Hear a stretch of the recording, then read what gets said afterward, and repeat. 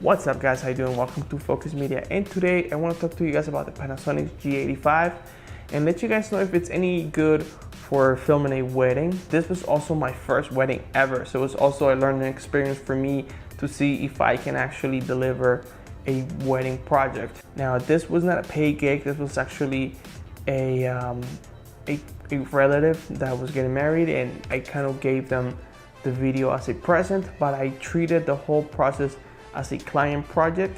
So let's jump into it. So for this shoot, I brought the G85 with the kit lens at 12 to 60, 3.5 to 4.5. Also the 25mm 1.7. I used the Zhiyun crane V2. I also brought my Phantom 3, which I was not able to use because I didn't have time. And the GoPro with the smooth Q, which I kind of used a little bit, not much, and my G7X, my Canon G7X. So let's talk about the camera. So overall, I think the camera just did really good. I like the colors, I like the autofocus on the camera. It was actually really good. I get a lot of questions about the crane and the camera, because I know it's hard to focus, but honestly, the kit lens specifically, if you keep it at that 3.5 minimum aperture, the lens is gonna be fine. You should, especially because I use a lot of wide angle shots when I'm using the crane.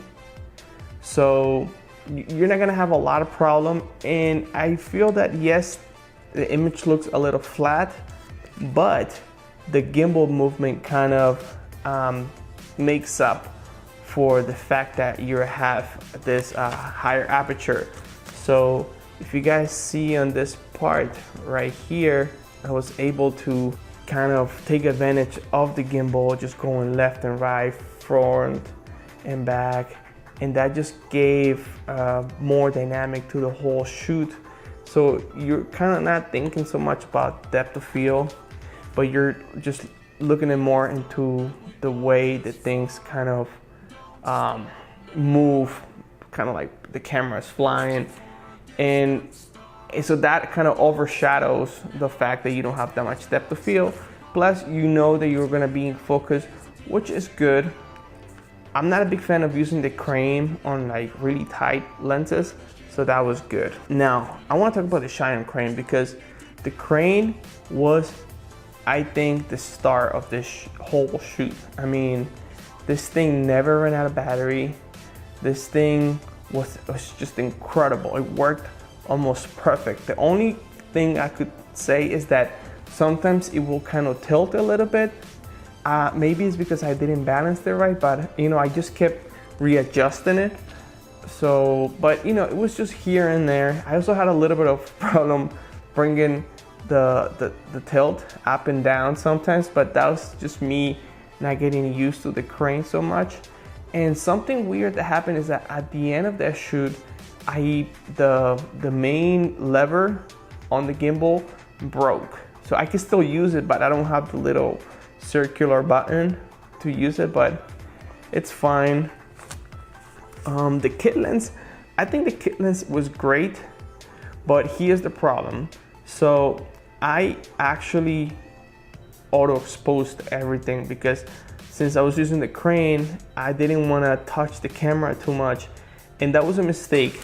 And that's why you guys see, especially when I'm shooting from one side, I guess from the right side, there's like ugly glare, and I think that's the sun just hitting the lens the wrong way. And I don't know if like a lens hood would have fixed that, or an ND filter. And my assumption is that if I would have had an ND filter, I could have underexposed everything and then fix it back in post, but I didn't have that.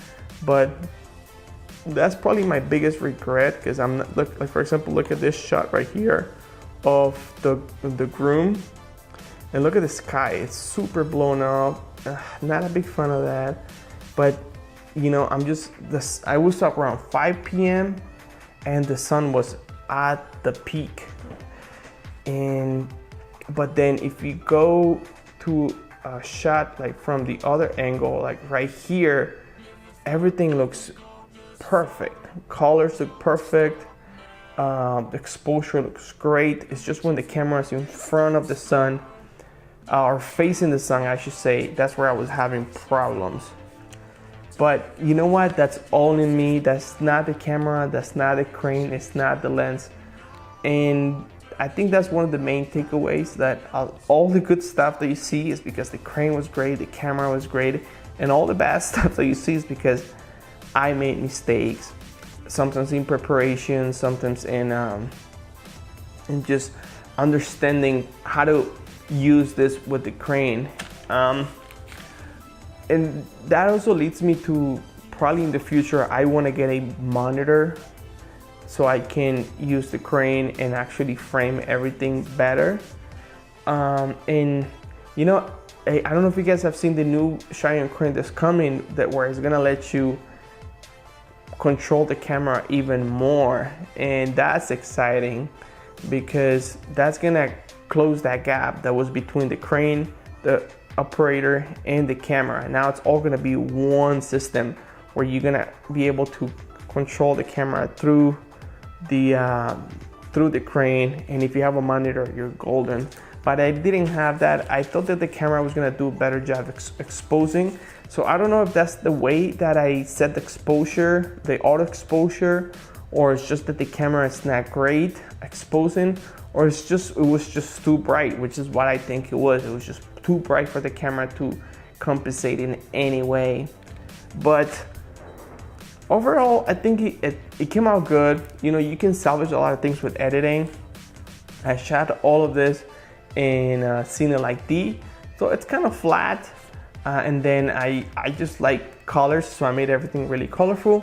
So that came out good, I think. Now I want to talk about some of the mistakes that I made. I think the auto exposure was a huge mistake, but I kind of didn't know what else to do at the moment. I regret it because I think that I could have gotten so much better footage. I want to show you guys some footage from other projects that I've done, where, you know, I set the exposure myself, and you guys can see it just looks so much better. The colors look so much better. The light looks so much better. And also, you know, we go out and shoot early in the morning or in golden hour, and oh my gosh, the difference is night and day. And that's where something like the kit lens shines. Like, it's just amazing. So, you know, I guess it's part of my fault, but what are you gonna do, right? All right, I just wanna go to the night and the reception. I used the 25mm. This was somewhat low light. I don't wanna say it was like crazy low light, but the camera did fine. I really liked the 25mm 1.7. I manually focused everything. I didn't use the crane, and honestly, the IBIS is so good that, you know, you don't feel. So I switched to the G7X for a couple shots, and you can see the drop in quality, but you know, it's fine. Not a biggie. I actually think this camera is just amazing for what it does. And you know, I was a little bit worried because, you know, it doesn't have dual SD card slots. But you know what? For $1,000, this camera is amazing. If you're trying to get into gigs, into weddings, incredible camera. Buy the crane with it, and now you have an incredible combo. You know, instead of buying, for example, the G85, which is incredible camera, but for $2,000 you get just the camera. Then you have to buy lenses and other stuff. With the same $2,000, you can buy this camera, a crane, a 25mm, and a microphone, and you're good to get started, and a tripod, and you're good to get started with any project. This video, it's already way too long. I don't even know how I'm going to edit this video, but there's just a lot to unveil when you're recording a wedding. And that was my experience. I think the camera is great. I might do this on sections. So thank you guys for watching. See you on the next video. Bye guys.